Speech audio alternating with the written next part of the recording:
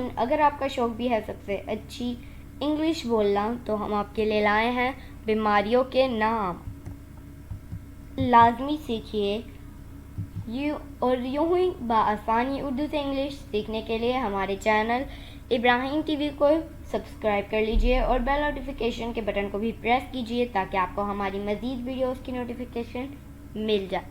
और वीडियो को like share ज़रूर कीजिएगा। तो चलिए शुरू करते हैं अपना आज का लेसन। बीमारियों के नाम इंग्लिश में। इंडाइजेशन बदहज़मी, ल्यूनेसी पागलपन, डाइसेंटरी पेजश, कफ खांसी, कॉन्स्टिपेशन कब्ज़, गोनोरिया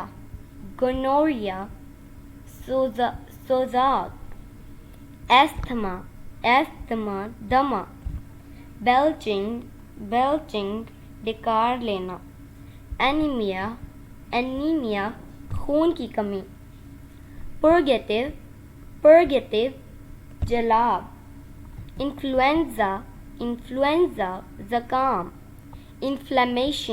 इन्फ्लेमेशन सूजन, ब्रोंचिटिस हल्की सूजिश, गिडनेस चक्कर आना। So my dear friends, it is it for today. I hope आपने बहुत कुछ सीखा होगा इस वीडियो से। इंशाल्लाह will be talking in next video. Take care, bye for now.